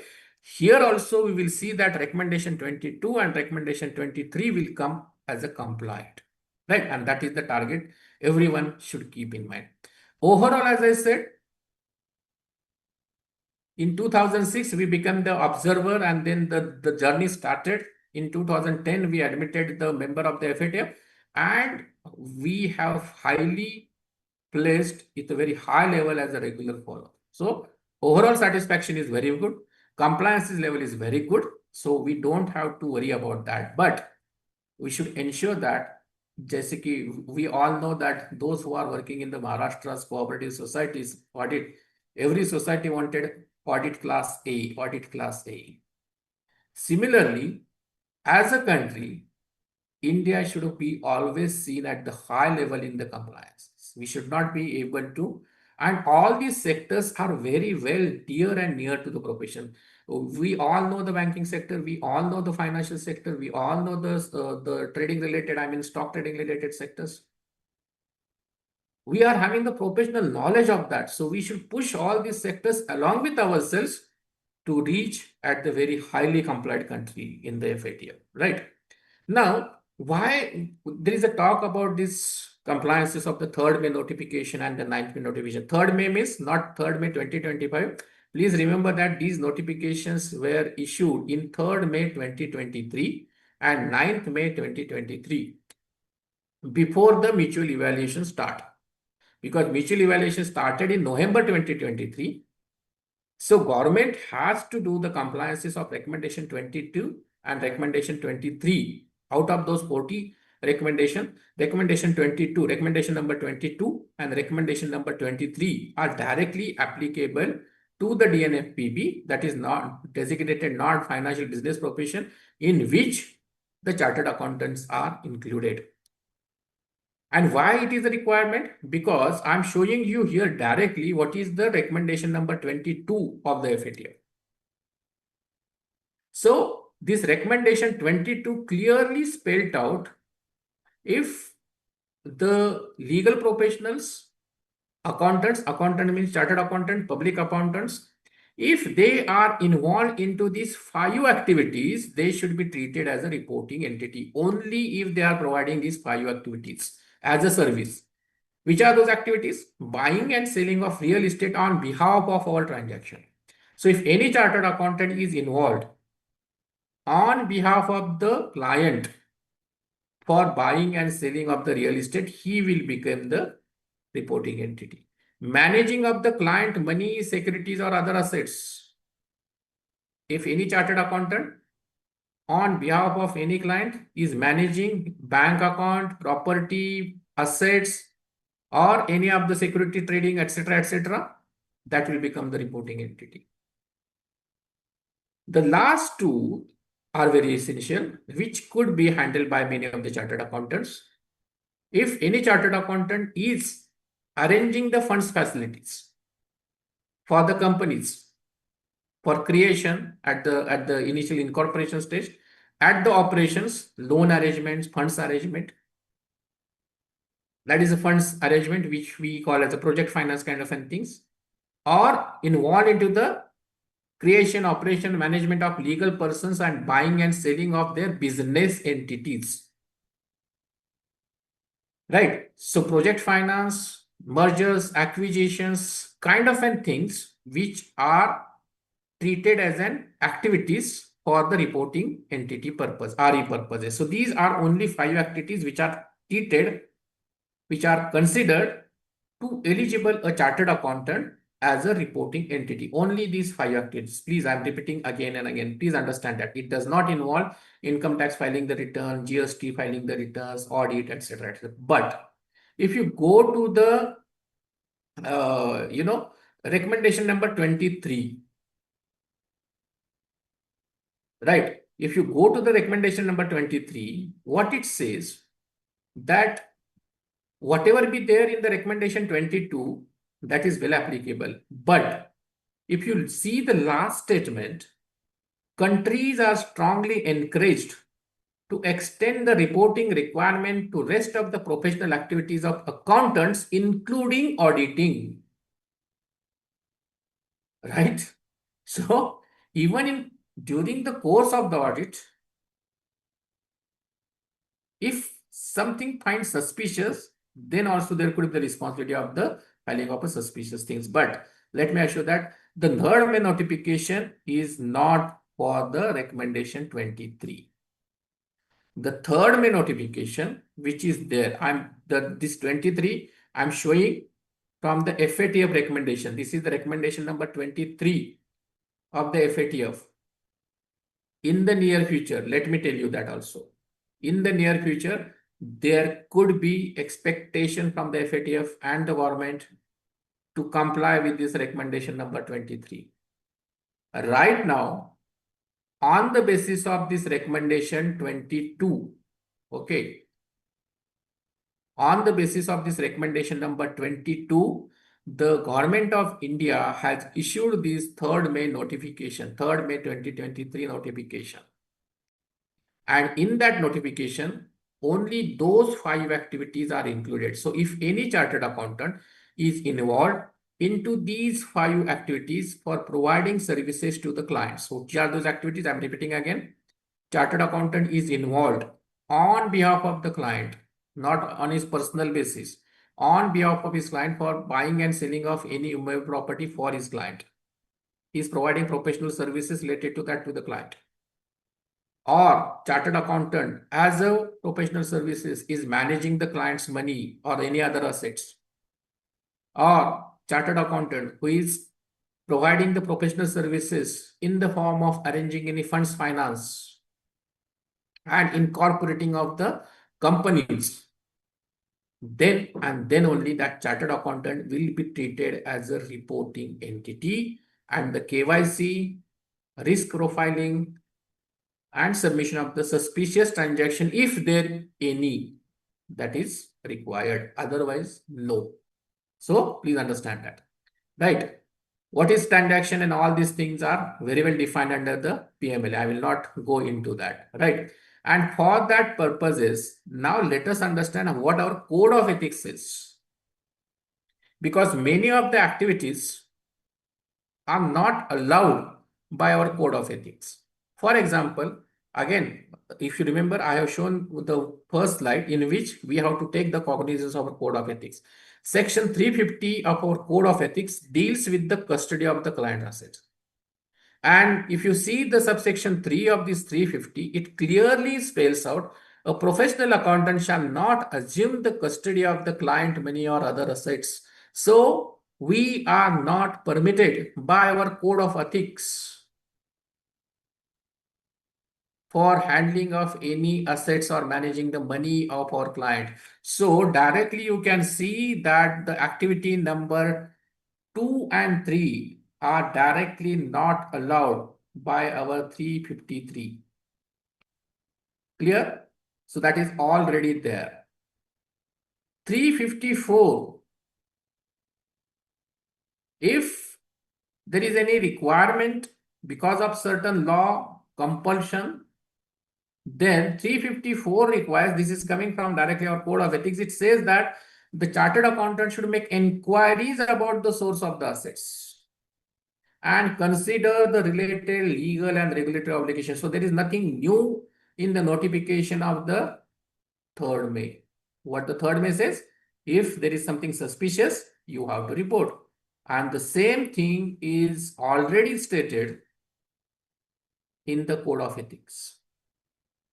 354A1 again says the professional accountant inquires about the sources of the client assets that may reveal some of the non-compliances. For example, they have quoted as it is, the assets were derived from the illegal activities such as money laundering.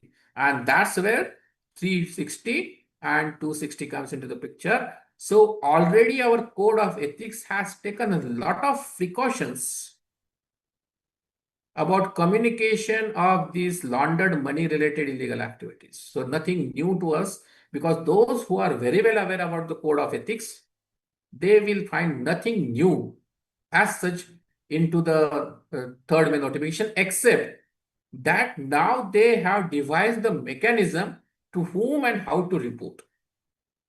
So if the chartered accountant in practice, if they are providing only those 5 activities, out of those 5 activities, our code of ethics are not allowing 2 activities.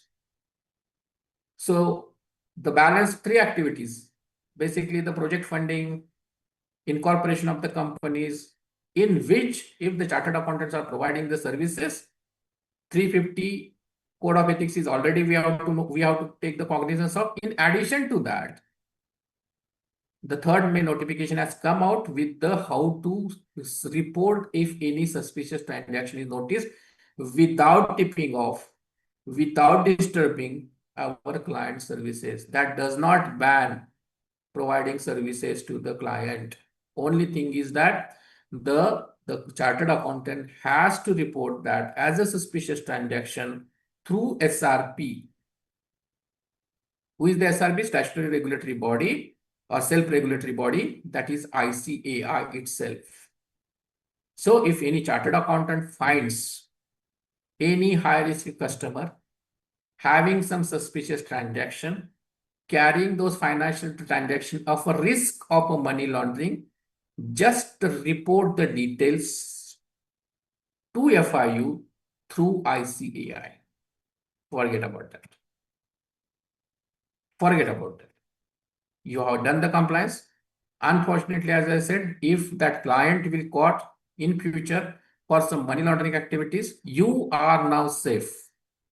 As Madak sir has rightly said, you can now plead your ignorance. How? By showing the documents. Yes, number 1, I have taken the KYC. Number 2, I have done the risk profiling. Number 3, the suspicious transactions already reported. So you are well aware about that. You have taken the necessary precautions. You are not helping him, but on the contrary, you are contributing to the nations in the prevention of this money laundering. No risk at all. You are lowering down your risk.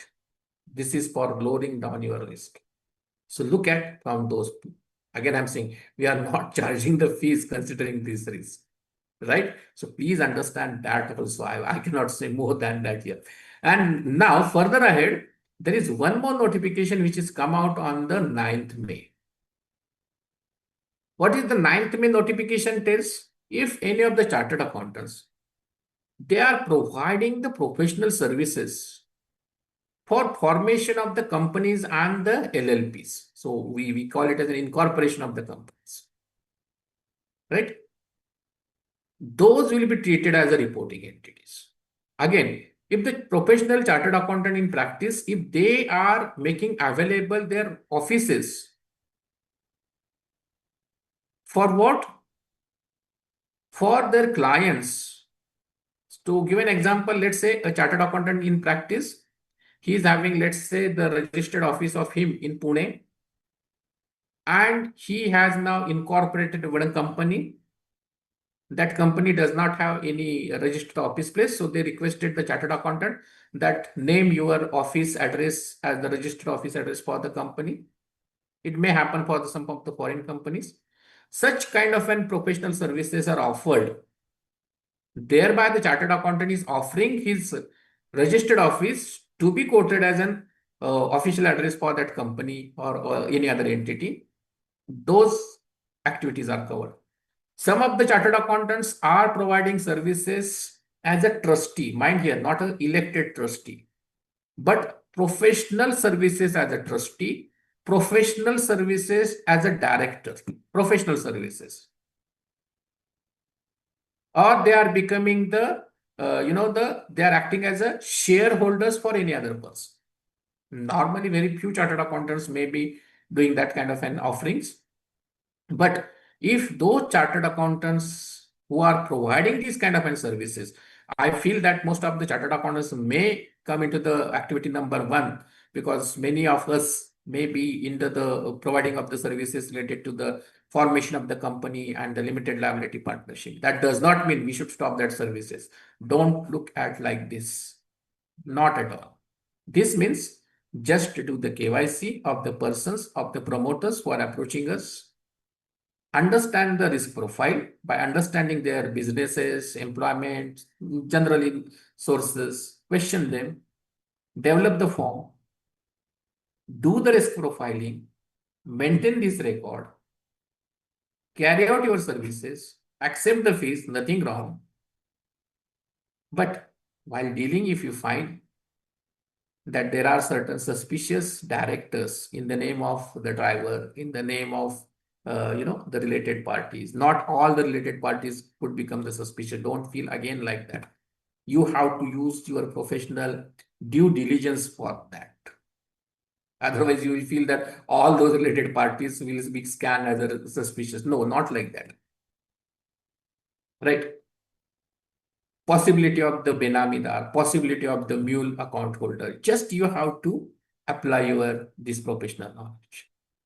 And out of that, if you find that there are certain financial transactions which could, I feel, of a suspicious nature, okay, continue the services to the client. But maintain the whole document. Maintain what is your scope. Maintain what is the engagement related scope. Keep that record. Keep the record of what you have done for the KYC purposes. Keep the record how you have assessed the risk profile. Right? And if something is suspicious, file the report, forget it. You are less assured that now in any unwanted situation, you will be safe enough. That is also coming out of the TCSP related activities, right? And for that also, the procedure is well defined, how to submit the report to the FIU and ALGAT. So direct the reporting activities are also there. So friends, before conclusion, let me tell you that we are again calling ourselves, and we are doing the contribution to the nation by understanding professionally the economical system and the financial system. Nobody have that much knowledge, professional knowledge, I can say, which we as a chartered accountant, we are possessing. We are very much knowledgeable with the economical laws, with the financial laws, with the financial systems, and the financial transaction. And that's why not only the country, but whole world, this recommendation 22-23 is not, you don't feel that it is mandated only in India, not at all. It is mandated across all the public accountant, chartered accountants of the world. Every accounting professional bodies in other countries, go to the UK, go to the USA, go to the Australia, all the accounting bodies like ICI in those countries, they are also giving the guidance to the chartered accountants, to their certified public accountants, to their public accountants to contribute in this way to fight against these money laundering activities. So why we chartered accountants from India should leave behind for these purposes. So with this, come up, don't afraid, be confident, nothing harmful, be safe, and lower down the risk by facing and identifying this. By this way, protect the country and prevent the money laundering activity. That's what I can say at the conclusion. Thank you very much for your patience learning. Yaminiji, thank you very much. Now my thoughts are over. Thank you so much, Uday sir, for the wonderful session and the guidance. So we have some questions, not much. One is advocates are exempted from providing suspected transaction of money laundering. Why? See, right now, I cannot say why X is not allowed and Y is allowed. So that is the decision which is taken by the government. And we cannot question Rao because this is coming out from the FATF, this is coming to the ministry, and the ministry is telling us to do. So we cannot ask why X and why not. Okay, that is the question which is out of my scope, and I think the other persons will deal with that. So sorry, I cannot answer for that directly. Next question is, can you share the contact details where to report suspicious transaction of our clients, which as a CA we may feel be illegal? Yeah, so you have to report that through our ICI. So first you have to submit the report. Don't worry that ICA will not go into the details of the transaction. ICA will not ask anything about that transaction. Only thing is that you have to submit that to the ICI, and through the ICI will only forward those report to the FI. That is the mechanism.